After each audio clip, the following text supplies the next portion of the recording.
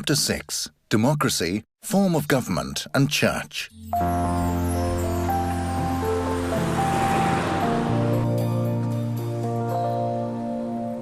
Right here next to me, you can see one of the many monuments that have been erected in Denmark in remembrance of Denmark's constitution, the Grundlov of 1849.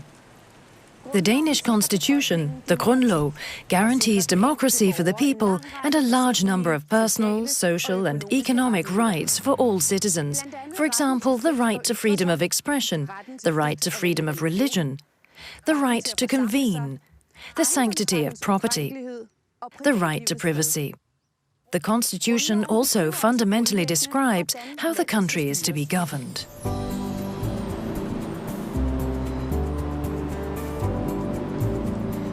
The country is governed by the Folketing, Denmark's parliament, and it is the Prime Minister who leads the government. The Folketing is located at Christiansborg in Copenhagen. The Folketing has 179 elected members from various parties. There are small parties and large parties with widely differing opinions. For example, liberals, socialists and conservatives.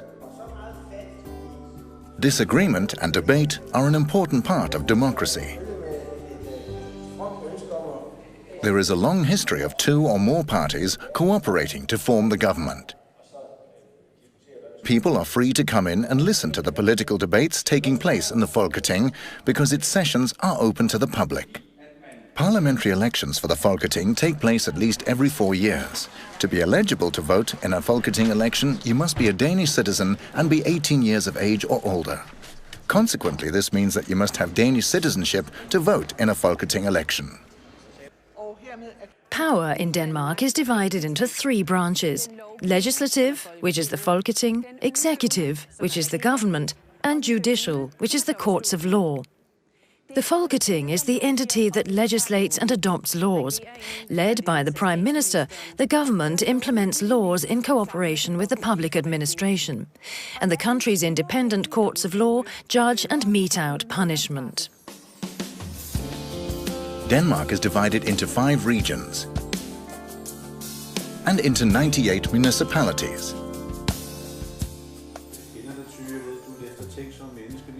The individual municipalities are led by elected municipal boards, with a mayor at the head. There are elections for municipalities and regional councils every 4th year. In these local elections, you do not need to be a Danish citizen in order to vote or to run for office.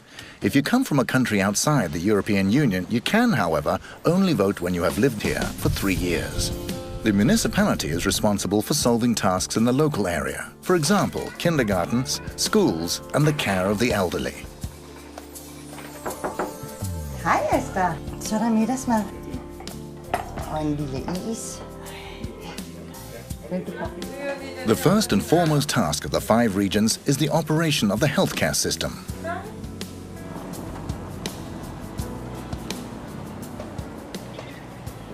I am the mayor of a medium-sized municipality on Zealand called Køge. We have 56,600 inhabitants. A municipality's responsibility is what I call welfare for every day. It means ensuring that the roads are in proper condition, that waste is removed. It's about making sure that the children are looked after in good daycare centres whilst mum and dad are at work. On the whole, it's about ensuring that the frameworks around people's everyday lives function.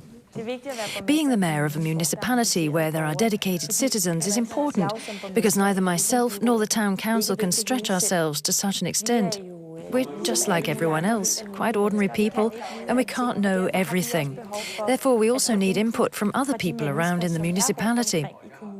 In so doing, people actually feel that they've been included, that they're listened to. It's well worth the effort to become involved. Democracy in Denmark is not just a political thing, but something that spreads through daily life. You can speak with different people. You can participate in various associations. You can write in newspapers. You may read various newspapers. You can join unions. And, for instance, go on strike without being put in jail. These are some of the daily aspects. This is the democratic spirit. I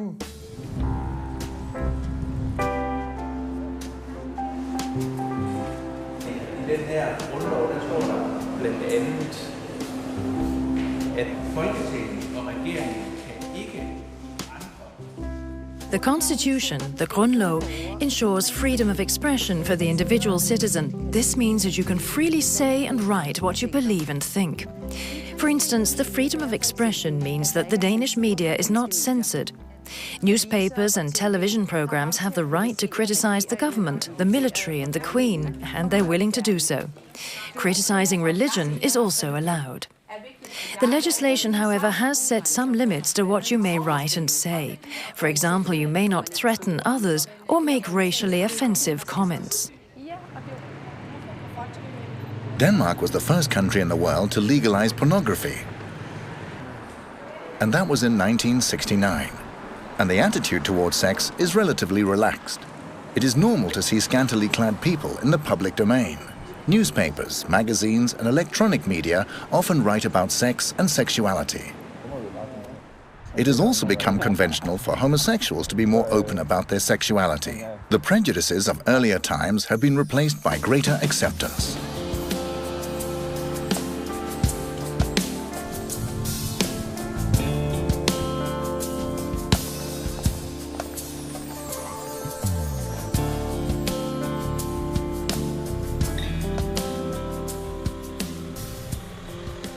Now we're going to talk about churches and religion.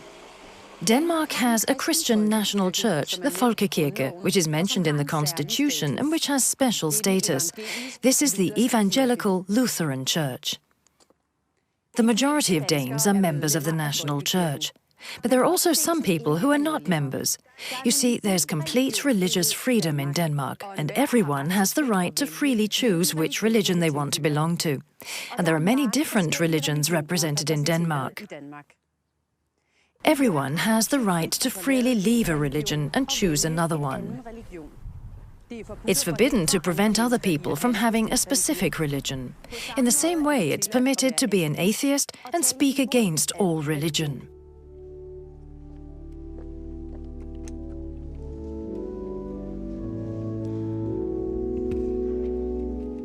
The National Church is supported by the state and solves various tasks, such as the registration of births.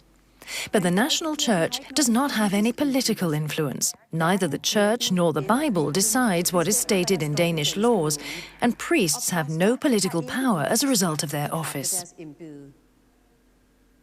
Denmark is a secular nation where clear separation is made between politics and religion. For example, you will rarely find religious arguments in the political debate. Religion is considered a personal matter, and the majority of Danes are very private about their religion or their choice to not participate in religion.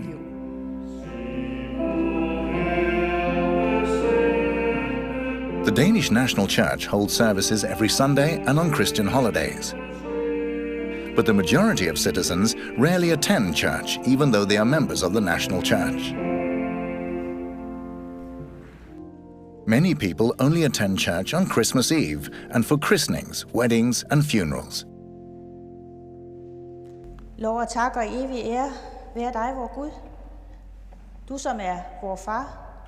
The very first time I saw a Danish female priest on TV, I asked myself, "Good Lord, can this also happen?" But then shortly afterwards I thought, well, why not? I mean, women give birth to children, they raise children, they teach children, women can heal people, so why shouldn't they concern themselves with religion?